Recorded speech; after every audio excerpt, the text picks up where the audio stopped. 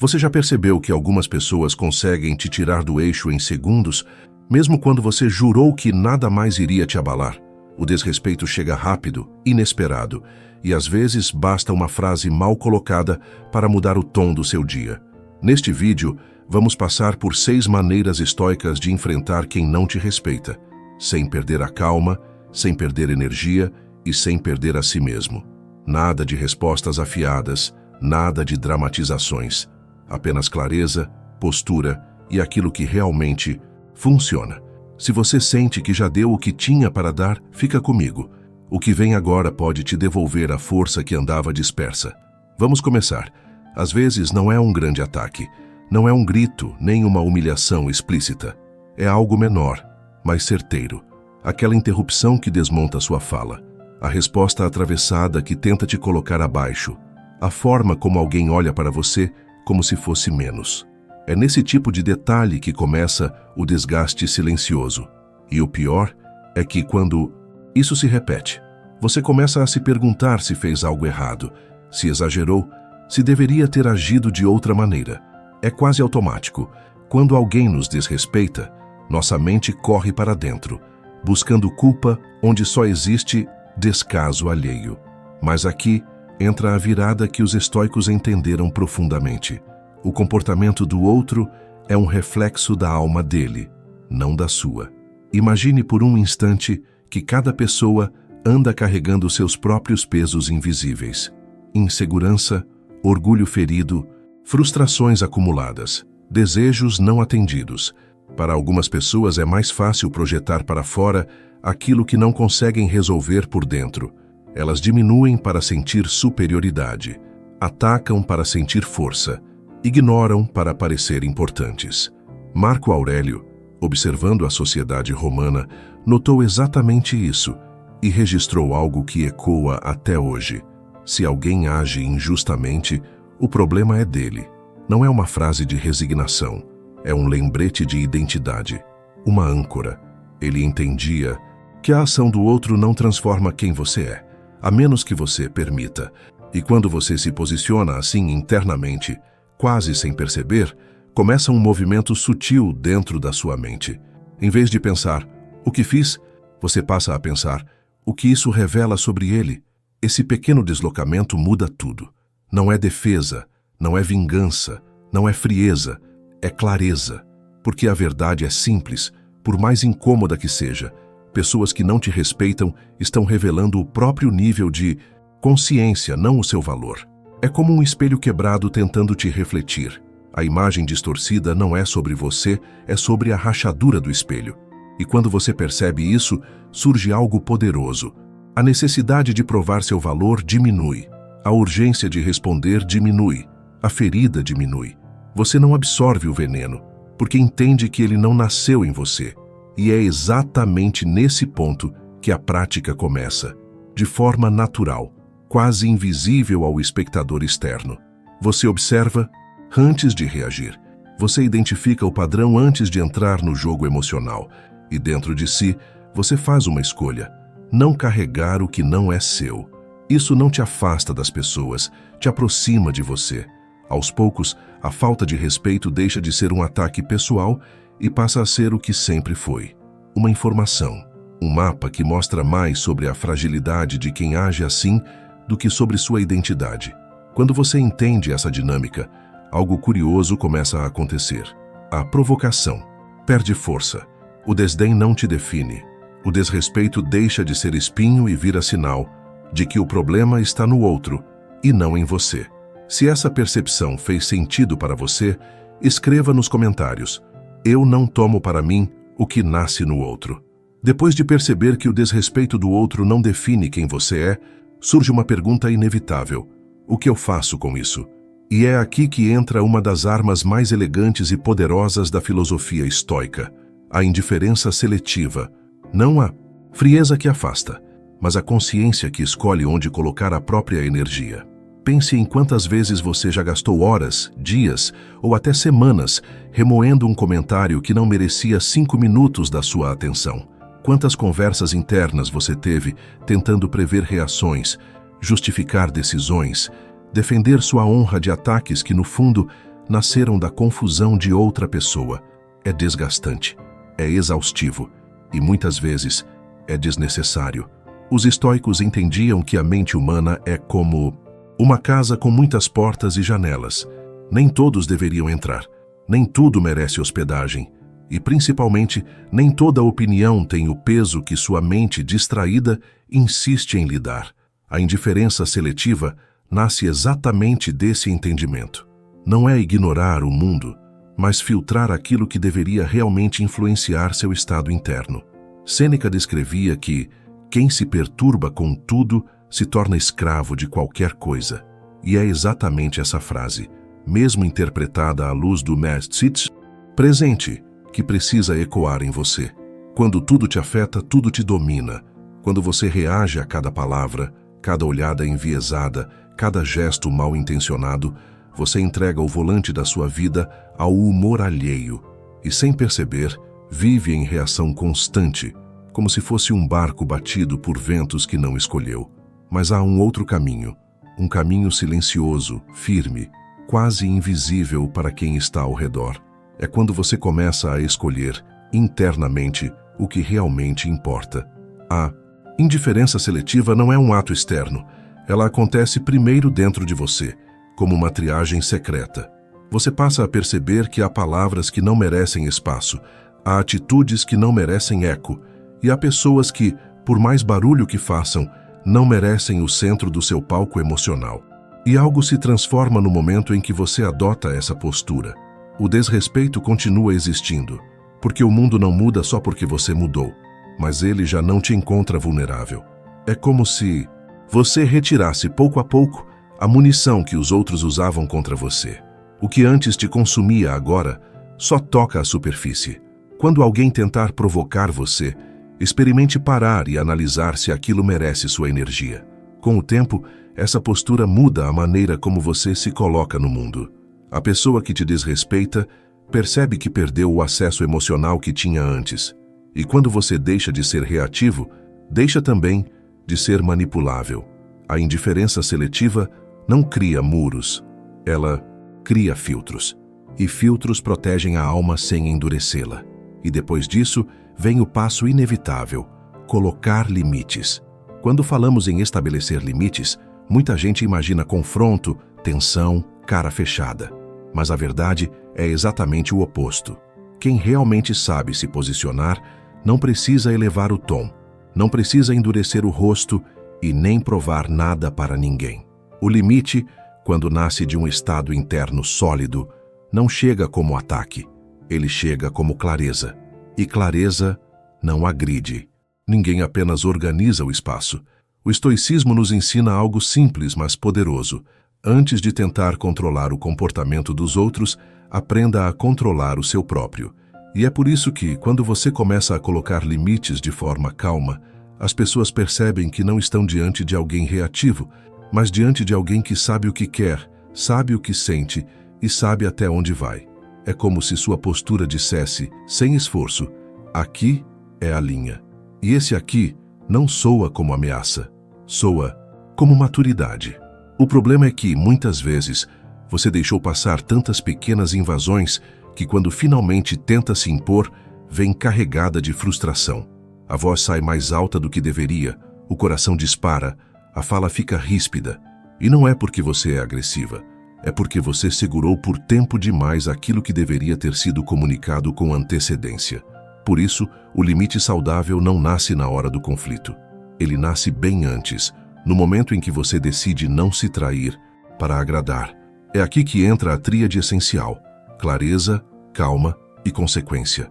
Clareza para comunicar suas necessidades sem rodeios. Calma para não se perder no calor da emoção. E consequência para sustentar aquilo que você disse, mesmo que alguém tente testar sua firmeza. Porque sempre haverá alguém que vai testar. Sempre haverá quem confunda sua tranquilidade com fraqueza. Sempre haverá quem espere que você ceda como antes. Mas a diferença está em você não ser mais como antes. Colocar limites sem agressividade não é sobre afastar as pessoas, é sobre aproximar-se de si mesma. É observar que, quando você se respeita, o mundo começa a te tratar de forma diferente. não porque os outros mudaram, mas porque você mudou o tipo de acesso que eles têm. E isso transforma tudo, porque limite não é sobre controlar o outro, é sobre controlar o que você permite. Quando você finalmente aprende a dizer não sem elevar o tom, algo curioso acontece. O mundo tenta testar a sua firmeza. As mesmas pessoas que antes atravessavam seus limites agora procuram brechas. E é justamente nesse momento que você descobre um princípio simples, quase banal, mas profundamente libertador. Quem tem um propósito claro não é abalado por vozes pequenas. Pense nisso por um segundo. Toda vez que alguém te ofende, te provoca ou tenta te diminuir, existe um ponto em comum. Essa pessoa está tentando te puxar para o terreno dela, para o ritmo dela, para a insegurança dela. E, quando você não tem direção, qualquer empurrão te desestabiliza.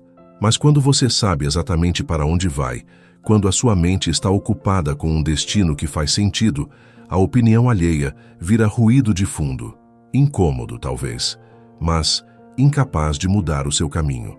Marco Aurélio dizia algo como: você sempre terá a opção de não reagir. Não reagir não é ser passivo, é estar tão comprometido com algo maior que você simplesmente não desperdiça energia com distrações emocionais. O foco é um escudo invisível. Ele afasta aquilo que tenta te arrastar para baixo e aproxima aquilo que te leva para frente. Imagine-se caminhando em uma estrada longa, mas clara. No caminho, algumas pessoas gritam coisas, outras tentam te cutucar. Algumas até riem de você. Se você parar para responder cada uma, nunca chega. Mas se mantém o passo firme, se mantém o olhar no horizonte, essas mesmas vozes começam a desaparecer atrás de você, não porque sumiram, mas porque deixaram de importar. E é aqui que entra uma mudança interna silenciosa, algo que ninguém vê, mas que transforma tudo. Quando você escolhe priorizar o que importa, automaticamente protege sua mente. Quando decide que seu tempo é valioso demais para entregá-lo a quem te provoca, você se torna inacessível ao desgaste. E esse é um dos maiores atos de amor próprio que existe. E como isso se materializa no dia a dia? De forma simples, tão simples que a maioria subestima. Quando alguém te desrespeitar antes de reagir, pense no que você está construindo. Pense no que isso representa no seu caminho. Se a resposta não te aproxima dos seus objetivos, ela não merece sair da sua boca. Se o conflito não te leva a lugar algum, ele não merece a sua energia. Aos poucos você percebe que vencer discussões é irrelevante perto de não perder a si mesmo. E mesmo que ninguém veja, essa decisão muda tudo. As pessoas começam a notar o seu ritmo, começam a perceber que você não se abala fácil. Algumas respeitam, outras se afastam. E as que ficam são as que realmente fazem diferença no seu caminho. Quando você mantém o foco nos seus objetivos, algo dentro de você começa a se reorganizar. É como se a mente, finalmente alinhada, abrisse espaço para um entendimento mais profundo. Ninguém te atinge quando você sabe quem é. E essa é a base da autoestima. Não a versão clichê, inflada, barulhenta, mas aquela silenciosa, firme, que não precisa provar nada para ninguém. A maior parte das ofensas só ganha força quando encontra terreno fértil dentro de nós. Uma insegurança antiga, uma dúvida sobre o próprio valor, um medo de não ser suficiente. É por isso que duas pessoas podem ouvir a mesma provocação e reagir de formas completamente diferentes. Uma desmorona, a outra nem se incomoda. A diferença não está na frase, está em quem a recebe. Sêneca dizia algo como: nenhuma ofensa nos machuca sem o nosso consentimento. E isso não é soberba, é lucidez. Estoicismo nunca pediu que você fosse de ferro, apenas que aprendesse a distinguir o que realmente te pertence daquilo que é projeção do outro. E quase sempre, o desrespeito é sobre o outro, as dores dele, as frustrações dele, o mundo interno dele. Quando você compreende isso, sua autoestima deixa de ser uma muralha que precisa de manutenção constante e se torna um terreno estável, impossível de invadir. Mas essa estabilidade não aparece de repente. Ela nasce em pequenas ações, simples, quase invisíveis, que você repete até se tornar alguém que não depende de validação para respirar. A cada vez que você se trata com gentileza, você reforça o chão. A cada vez que escolhe não entrar em guerras pequenas, você reforça a estrutura. A cada vez que honra a própria palavra, você constrói a confiança que antes buscava nos outros, e isso se percebe no corpo. Quando alguém tenta te diminuir, a diferença é quase física. Antes, você absorvia. Agora, você observa. Antes, reagia no impulso. Agora, decide com consciência. Antes, qualquer comentário te movia. Agora, você permanece onde está. Não por frieza, mas por maturidade. Porque quando você entende o próprio valor, percebe que grande parte das provocações não merece hospedagem na sua mente. A prática, que se integra ao seu dia como um gesto natural, é simples. Sempre que alguém tentar te atingir, faça um retorno silencioso para dentro. Busque o ponto onde você sabe quem é, o ponto onde sua vida faz sentido, o ponto onde seus valores estão claros. Se a ofensa não encontra espaço ali, ela cai no chão. Se encontra, você não se julga, apenas percebe onde ainda precisa se fortalecer.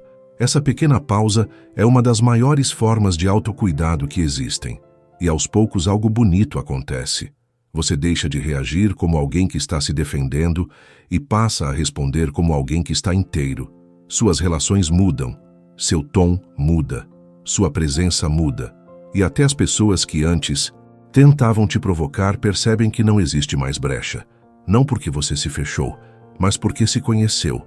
Depois de atravessar tudo isso, entender o desrespeito, cultivar a indiferença seletiva, aprender limites, manter o foco, fortalecer a autoestima e usar o silêncio como força. Chega o ponto mais difícil de todos. Reconhecer que algumas pessoas simplesmente não podem caminhar com você. Não é um rompimento dramático, não é vingança, não é prova de superioridade, é maturidade. É perceber que manter na sua vida quem te fere, te drena ou te diminui, é o mesmo que permitir que alguém apague a chama que você levou anos para acender. Há lutas que você vence ficando, mas existem outras, talvez as mais importantes, que você vence indo embora. E isso dói. Não porque você precise dessas pessoas, mas porque durante muito tempo se habituou a acreditar que suportar era virtude, que insistir era lealdade, que aceitar migalhas era humildade. Só que não é. Epicteto dizia algo como: você não controla o outro, mas controla quem você permite entrar na sua vida. E essa frase, apesar de simples, carrega uma grande libertação. Não é sua responsabilidade consertar quem não quer se melhorar. Repare como o corpo reage quando você tenta manter laços que já se romperam por dentro. É uma tensão fina, constante, uma sensação de que você está sempre defendendo algo que não faz sentido defender. E quanto mais você tenta segurar, mais pesado fica. Até que um dia, você entende que a verdadeira força não está em aguentar tudo, está em saber o que não merece mais espaço. O afastamento saudável não é uma fuga, é uma declaração silenciosa. Eu escolho paz. E essa escolha começa de maneira discreta. Você responde menos porque não quer alimentar o ciclo. Você não oferece disponibilidade infinita porque sua energia finalmente voltou a ter valor. Você não espera atitudes diferentes de quem sempre entregou as mesmas. E, pouco a pouco, sua vida começa a respirar de novo. E no fim você percebe que afastar-se não é o fim de nada, é o começo de você. É o espaço que faltava para novas relações nascerem, para a sua mente descansar, para a sua presença se tornar mais leve, mais justa, mais inteira. Quem se afasta por paz sempre encontra algo melhor do que deixou. Encontra a si mesmo. Se este capítulo falou com você de alguma forma, escreva nos comentários como um lembrete íntimo. Eu escolho o meu caminho. E assim, fechamos este ciclo. Se estas reflexões te fortaleceram, curta o vídeo, inscreva-se no canal e compartilhe com alguém que precisa ouvir isso. Que você leve daqui não apenas ideias, mas postura. Obrigado por assistir. Não perca a chance de dominar suas emoções. Adquira já o nosso e-book de autoconhecimento. Clique no link do primeiro comentário fixado e desbloqueie seu verdadeiro potencial.